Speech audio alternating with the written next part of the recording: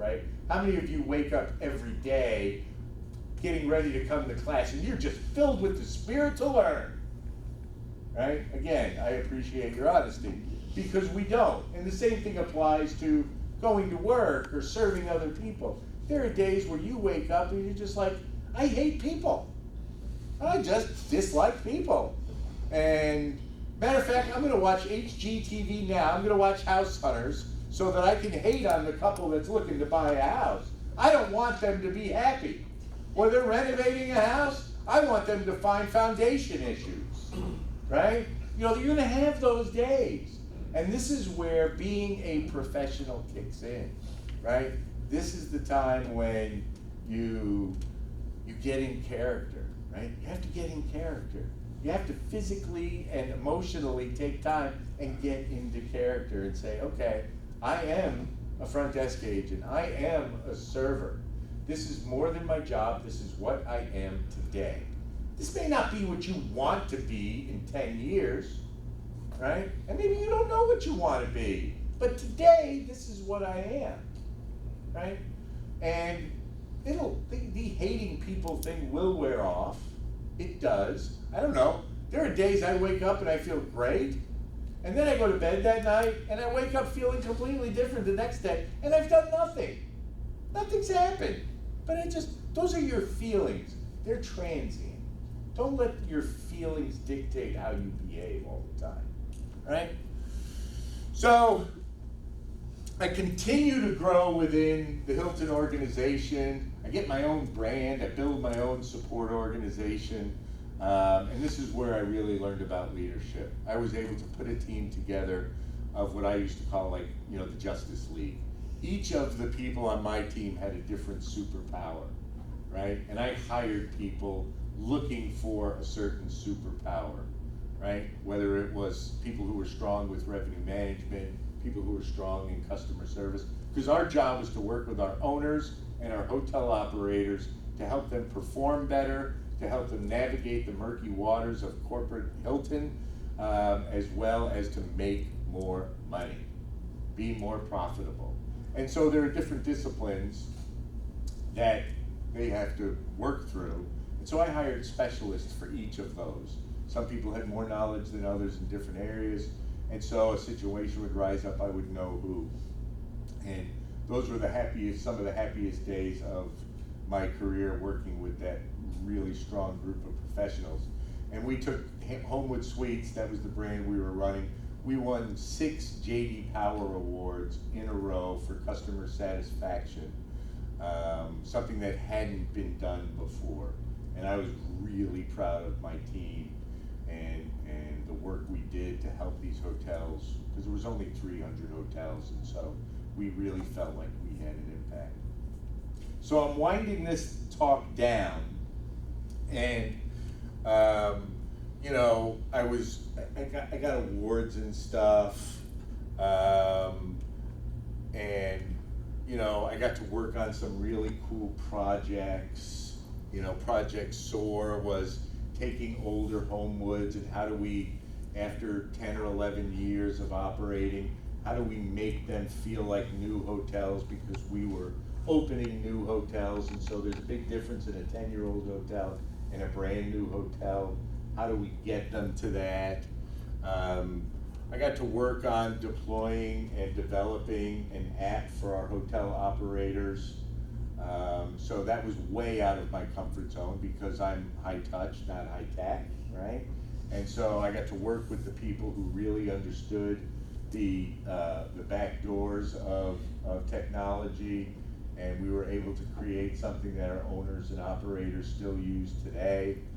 And then this is something that you see all the time now. People are building 2 hotels in one.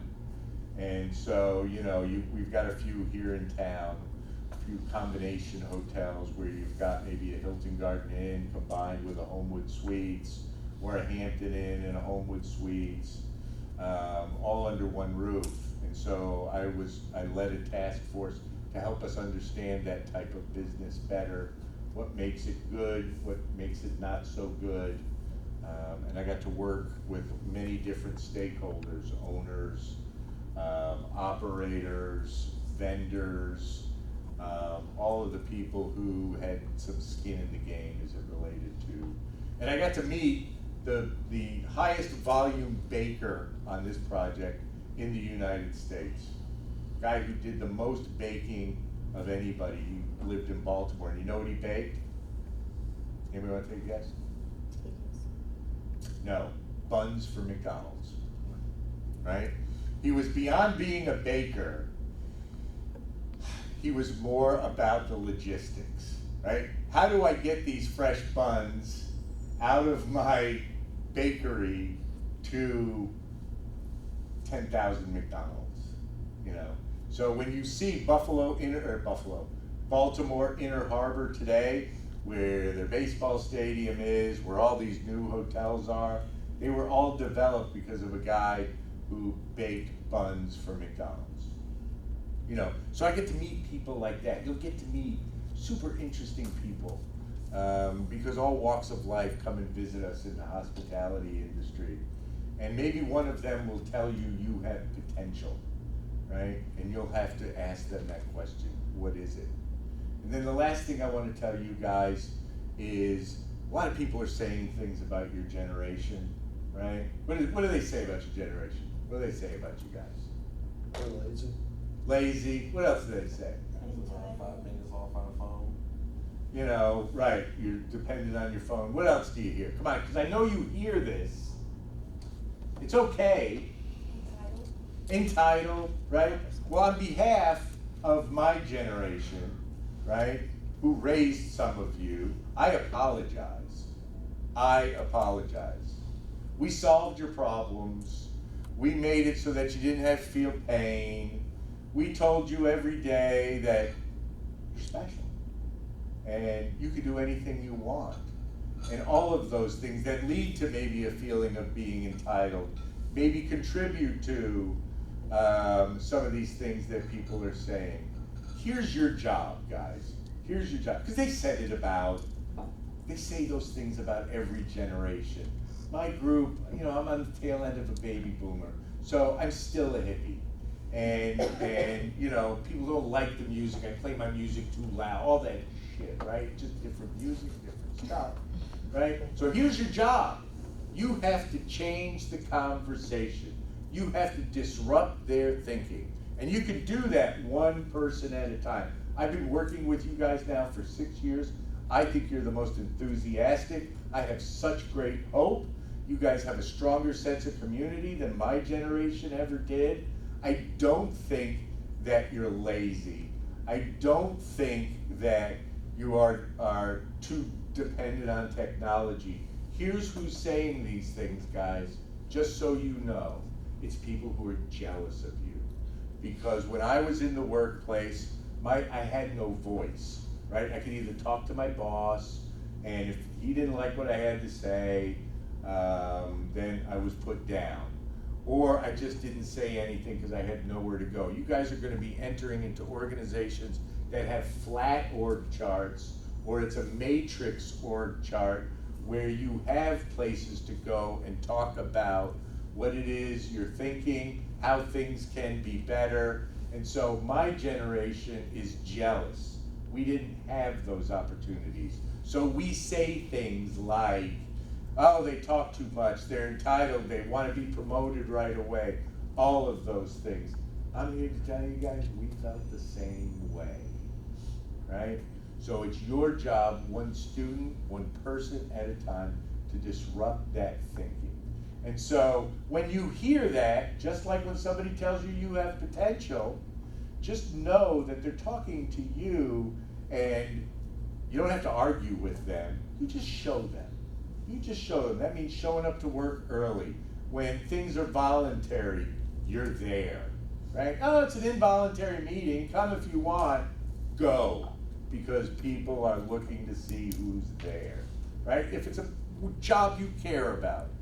And if you don't like the job you've got, get out. The employment situation is so in your favor, there's no reason for you to be unhappy. Right? There's no reason for you to be unhappy at work because of the situation. So change jobs, 5 times, 6 times. That's okay. That's okay. That's the way you develop experience. It's the way you build a resume. That's the way you learn. So be fearless, be savage, have some fun, right? Don't take yourselves too damn seriously because nobody else does.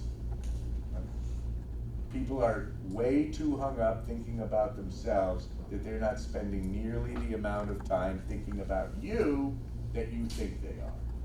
They're thinking about themselves. I may not be much, but I'm all I think about, right? That's what's going on out there. So I wish you all the best of luck.